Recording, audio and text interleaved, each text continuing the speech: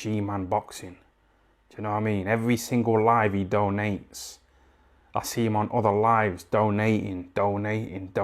He's got the bag on it.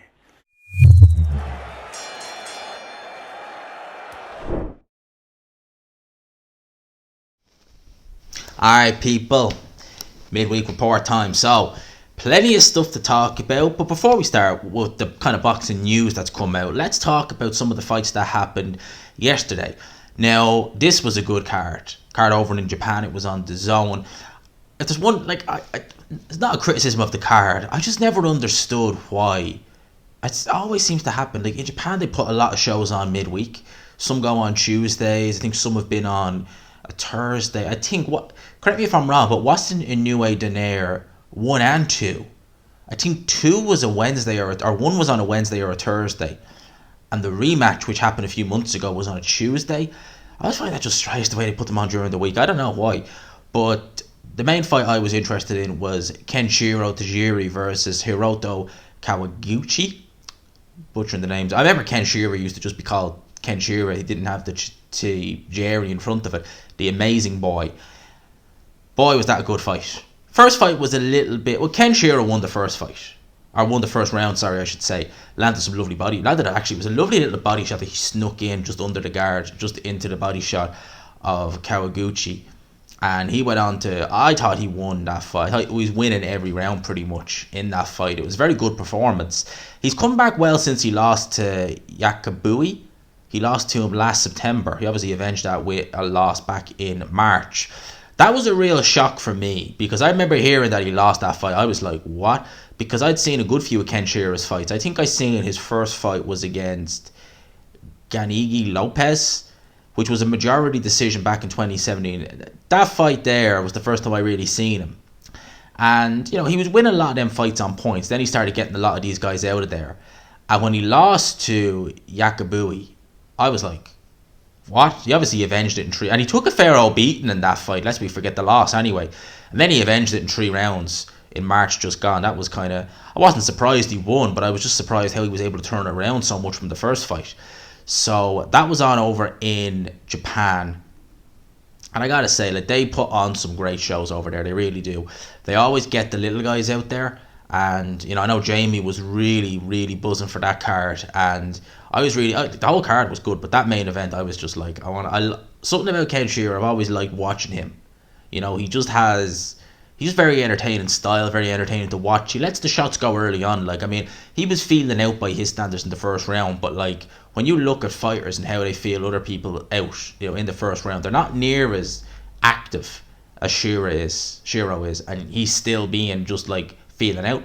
So, great work from the Zone. Long may they put more cards on over there like this, and long may they be televised on platforms like the Zone, BT, etc., so that we can see them over here and we're not having to, you know, find them on some choppy stream, because they put on great shows over there. They really do.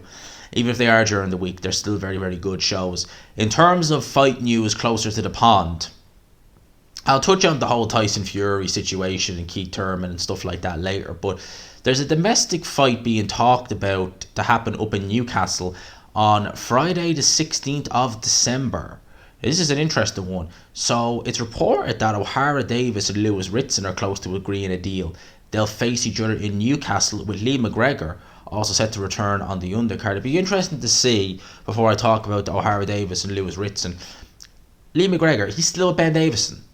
Because I know him and Josh Taylor are pretty close buddies. And Josh Taylor's recently split from Ben Davison.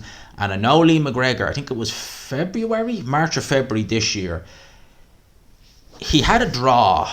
I can't remember who he had the draw with, but that's the worst I've ever seen Lee McGregor.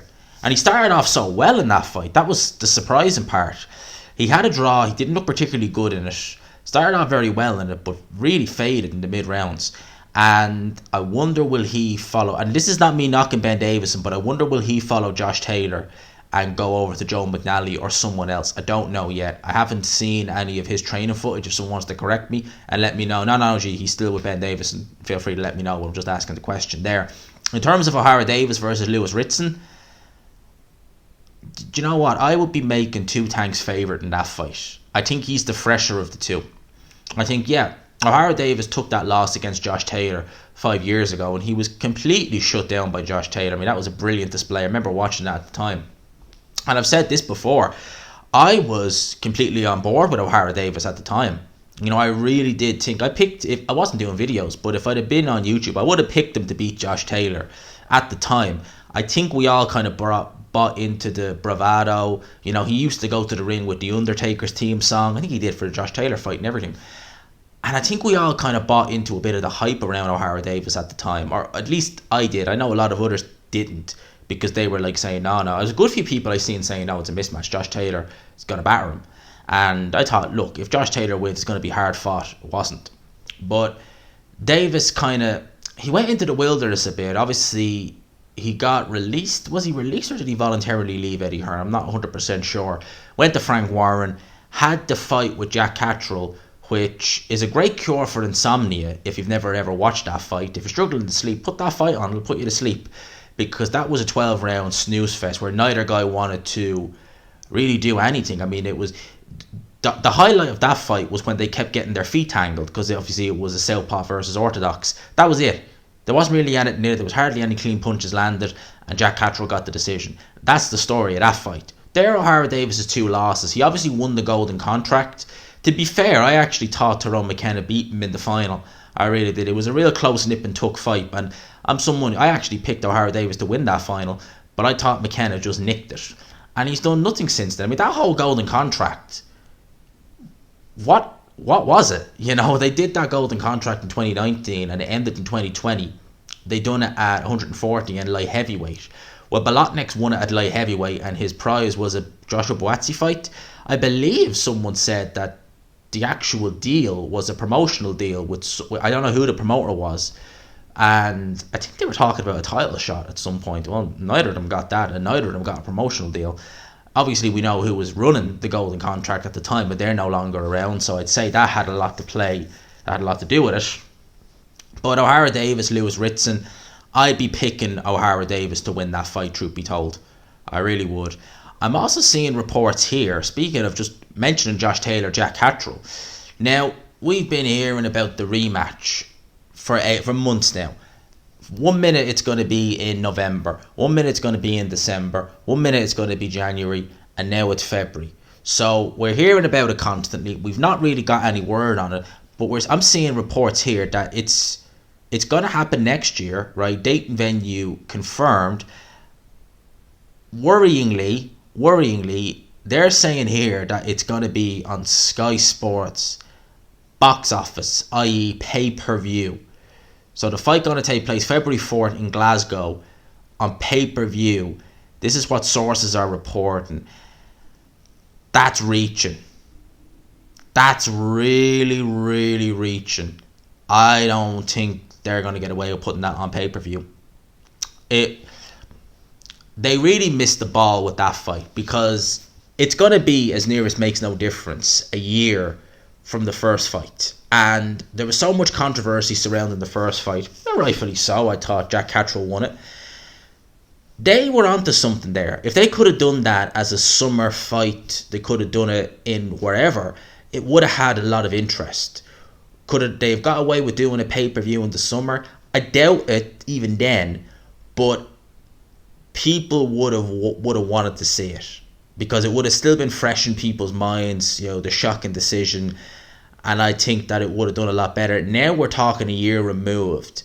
A lot of us I haven't forgotten, but a lot of others have forgotten about it completely, and I just don't see how it's going to have the same intrigue, much less for a pay-per-view. I mean, they're going to want to stack that undercard to justify putting that on pay-per-view, and even then you can't really. I mean, I like Josh Taylor, I like watching him fight, he's one of my favourite fighters, but is he pay-per-view?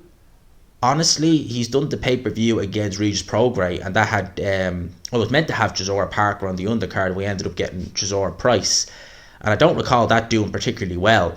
Yeah, these guys have history, but I still don't see this doing particularly well on pay-per-view. I don't see why they couldn't just put this. Now, this is reported, so we don't know exactly how true this is. This could be just misdirection, maybe by Sky. You know, I wouldn't be surprised if it lands on Sky, truth be told. That's not a surprise.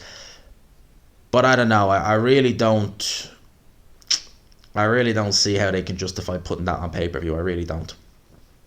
In terms of Tyson Fury and the True Geordie podcast, we're still talking about that. People have been talking about that left, right, and centre, myself included, since it broke. And you see a lot of boxing people like Eddie Hearn and people like that have been asked about what their thoughts are on it. And I said it in the video I did post the interview. It really did expose a lot of the issues that are happening in the world of boxing. And I guess a lot of people were saying it's like that in journalism in general, and they're exactly spot on. It is. It really is. People are afraid to ask the difficult questions and the questions that need to be asked. It's not just boxing, it's universal, it's ubiquitous in the world, unfortunately. But I just think that, in a sport like boxing, the power these promoters have and these fighters have, that they can shut, not in a literal sense, they can't shut an IFL TV down or anything like that in the sense of your channel's gone, but the damage that it would do to them, to ID boxing, to behind the gloves, if they had their media credentials to all Queensberry events revoked. Could you imagine that they won't get to go to, say, Fury Usyk, or they wouldn't be able to go to Fury Wilder, Fury White, etc., Dubois, Joyce Parker, etc. Basically they're the kind of fights and they're the cards that really pay the bills. And if you upset the wrong promoter or fighter, that could be all gone. It's crazy. It's crazy to think that. And I guess kind of like, as I said, for someone like myself and maybe someone, like say like Dell or Jamie or someone like that, we'd kind of look at that and think, well, we're in a lucky position. We could ask a question, excuse me, like that. But we mainly cover news. We break down fights. We talk about what's going on in the world, and we ask the questions to our subscribers.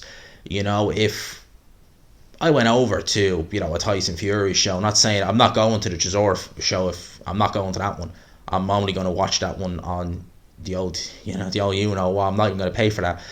But if you went over and you grilled him the way, I didn't necessarily grill him, but if you go over and ask him the questions and then follow up the way True Geordie did, chances are you're not going to get to any of his fights.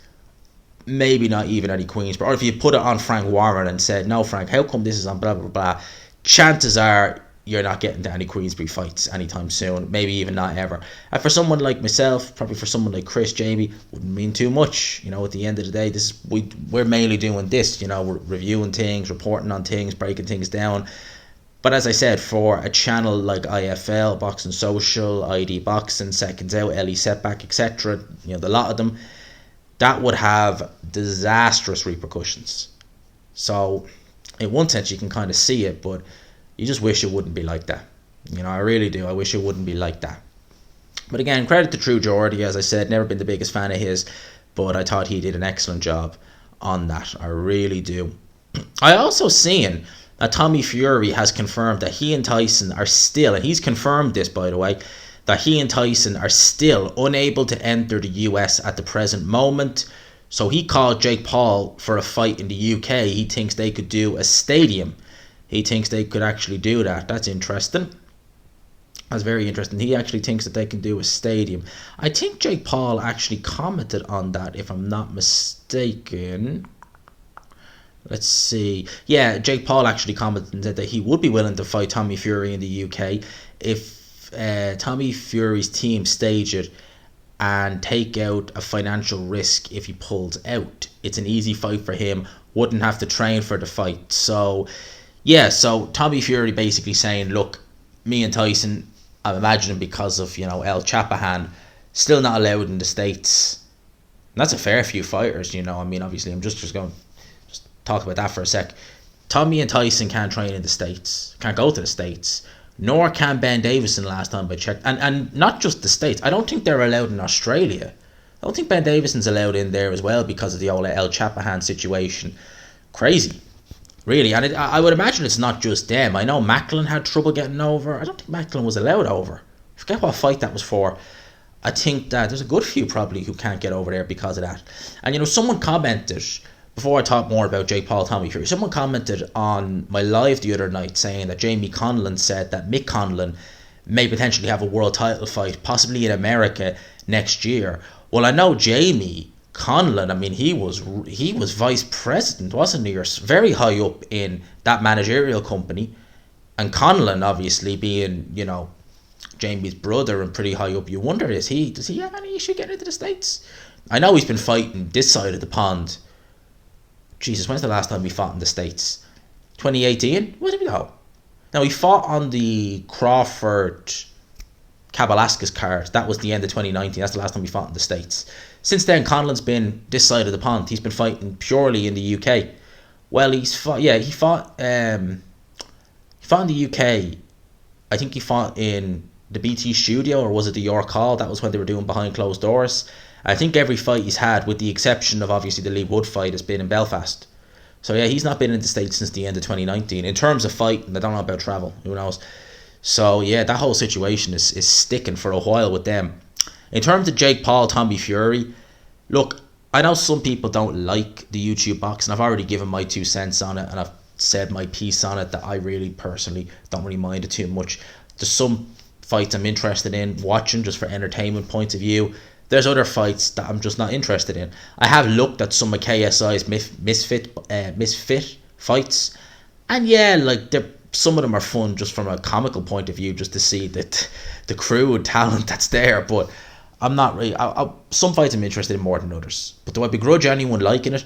No, I don't begrudge anyone watching it or liking it. At the end of the day, I've said there's a very good chance. I'd be amazed if we don't, in the next 10 to 15 years, have someone turn around and say, what was it that got you involved in boxing? Jake Paul, Tyrone Woodley, Conor McGregor, Floyd Mayweather. Would not be surprised if something like that happens. In fact, I'd be shocked if it didn't, truth be told. In terms of Tommy Fury versus Jake Paul, I'd like to see it. I'd be favouring Jake Paul in that fight, because I think Tommy Fury is absolute garbage. And I think that's one of the reasons why he's not really being very active. I think that they'd rather take it. Well, maybe Tommy wouldn't, but I wonder if maybe someone like Frank Warren would rather risk him against Jake Paul in a big stadium fight and make money, rather than him fighting, Stanislazovic and taking an L against, some Slovakian bin man. Because I'm telling you now, I don't trust Tommy Fury at all against any. Like, he is garbage. And I know he's trying, and they say God loves a trier, but I think he's garbage. And I think that he is at best English level at best. So I think someone like Frank Warren is just looking at that thinking, get him in there with Jake Paul now. If he wins, happy days. If he loses, better make an absolute bomb in a stadium fight than to, have him on the undercard of, say, Tyson or someone else, and then, shock, upset, loss, stuff like that. Now, I was watching a video by Outmatch Boxing, shout out to Outmatch, and I seen Errol Spence tease that there's an announcement coming. Now, as of the time of recording this video, I haven't heard anything about an announcement yet. That's the time of recording it. But he was speculating that potentially it could be Keith Thurman. I will take that as a consolation prize. Obviously, Terence Crawford gave an Instagram. It was in Instagram, wasn't it? Yeah, it was Instagram. Gave an Instagram live last night. I seen a couple of the videos that were put onto Twitter, and he was saying that he's willing to take zero guarantee to get the Spence fight over the line. He spoke with Spence that there was people, I think he said 2 platforms, was it, that were offering money, and Spence was having to go to Al Heyman and this, that, and the other. And I even saw, I don't know who said this or who reported it, but I seen someone on a Twitter feed reporting that, was it that some PBC fighters, Errol Spence was quoted as, or not Errol Spence, Terence Crawford was quoting as saying, warned him about Al Heyman. Interesting. Very interesting. And I do find it strange the hold Al Heyman has on the fighters, because you even have fighters, before they thank God, they thank Al Heyman, which is just strange, isn't it? It's really strange. In terms of Errol Spence versus Terence Crawford, as long as we get to see that fight next year, I was really hopeful we'd see it this year, but obviously it's not going to happen. That's my number one fight in the sport. I want to see that fight more than anything. I love the fight. I want to see it. Let's get it over with next year. Crawford saying that, look, he's getting a guaranteed, 8 figures to fight Avanesian and then fight Spence next year.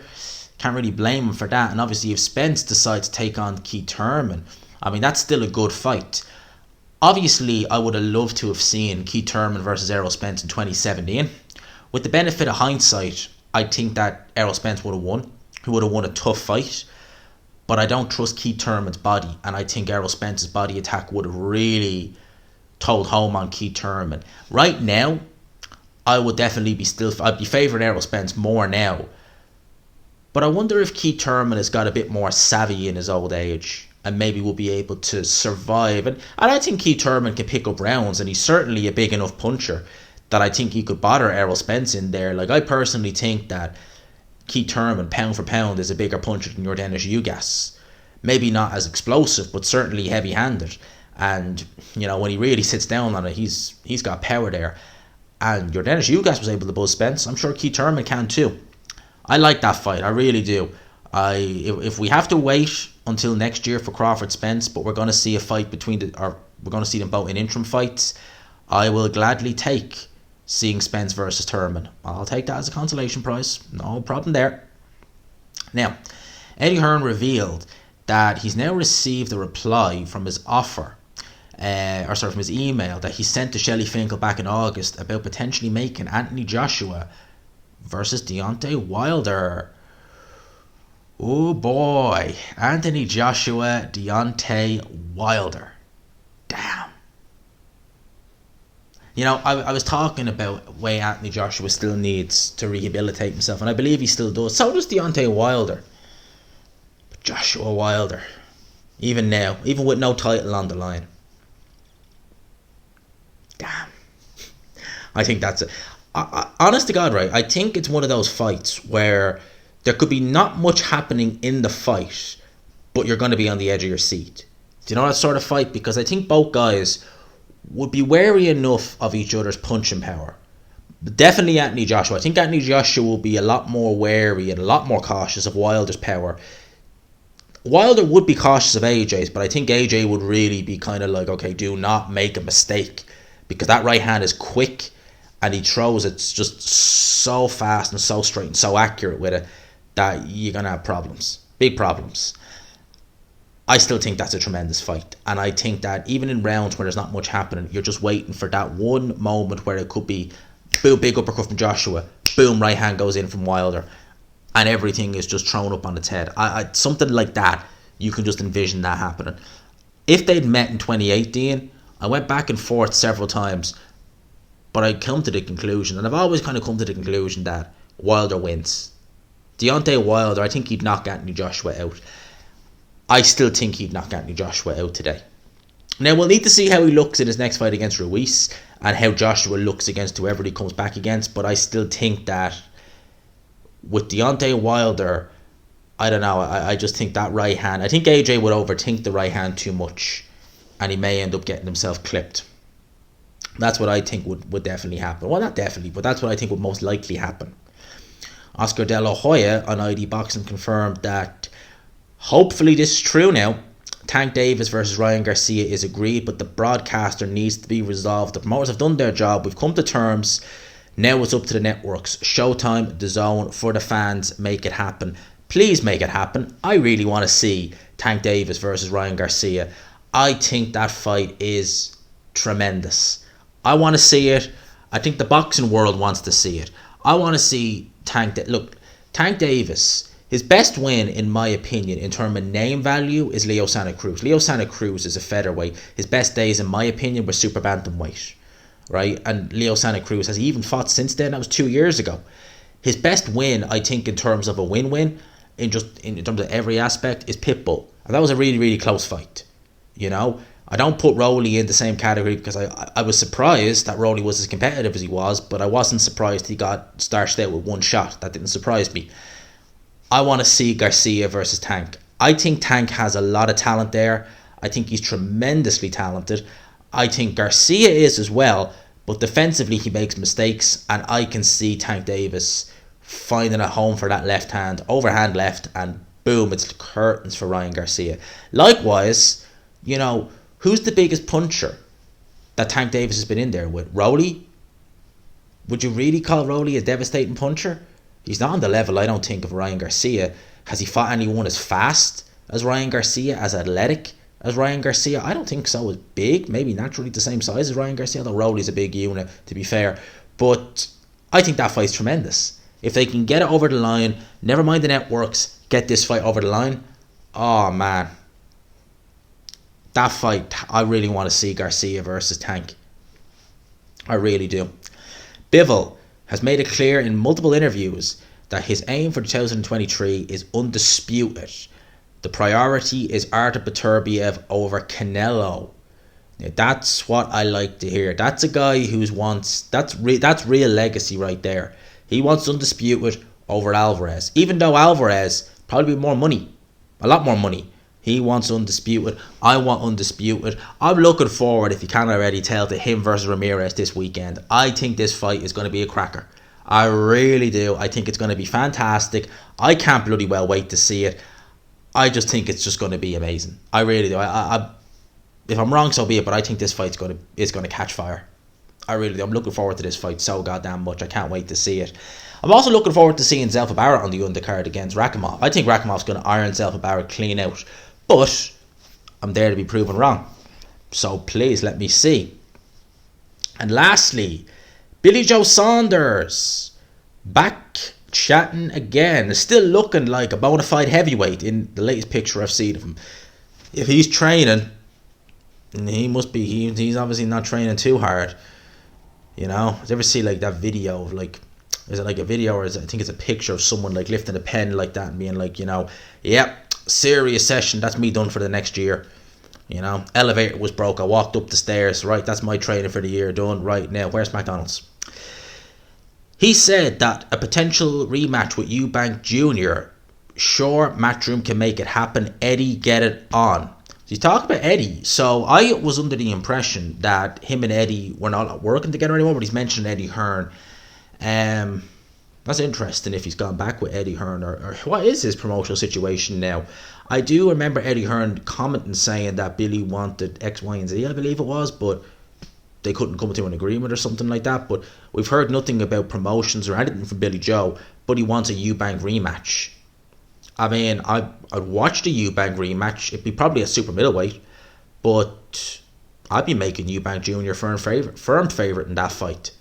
Absolutely firm favourite over Billy Joe Saunders at this stage. Eubank Jr. is not as talented, he's not as technically gifted as Billy Joe Saunders, but you know what he is? He's disciplined. When have you ever seen Eubank Jr. remotely out of shape? I've never seen him out of shape. Consummate professional. Billy Joe Saunders, when do you ever see him in shape? Only when he's got a fight coming up. The rest of the time, he looks like a flipping heavyweight. You know, it's just not, you know, long term, you can't get away with that. I don't think he will get away with it, and I think that's going to come back to bite him. I think if it's not, it's already probably come back to bite him now at this stage. So him against Eubank, I'd be making Eubank favourite in that fight, truth be told. I would. I'd be picking Eubank Jr. to win it. It'll probably be next year, truth be told, but I wonder will they try and get Eubank out maybe before the end of the year or early next year, because he's been out of the ring for nearly a year now. I think it was the end of January when he fought Liam Williams, who was back out, I think, at the end of this month. I think he's on a Pro Bellum show. I think, anyway. But Eubank has a lot more fans after the whole Conor Benn situation. And I think that Calla Sowell and Sky, they need to cash in on that. I think they will, truth be told. I think they will. So, I wonder who they'll get him out there with. I'd get him out against Liam Smith. I think that as a pressure fighter, stylistically, it would, I would say tailor-made for Eubank, you know, but as close and near as can be. I think Liam Smith is more sophisticated than an Arthur Abraham in terms of his pressure fighting skills, and he's fresher, but I still think Eubank would light him up. So we'll wait and see for that. People, I'll leave you with that. I hope you enjoyed the video. Smash the like button if you could. Hit subscribe if you haven't already. We've been doing well the last few days. Long may it continue. And hit the like button, subscribe, all that good stuff. Let's get this channel up to 10k before the end of the year. It's still the goal. For now, lads and lassies, hope you enjoy it. I'll talk to you, people. Peace.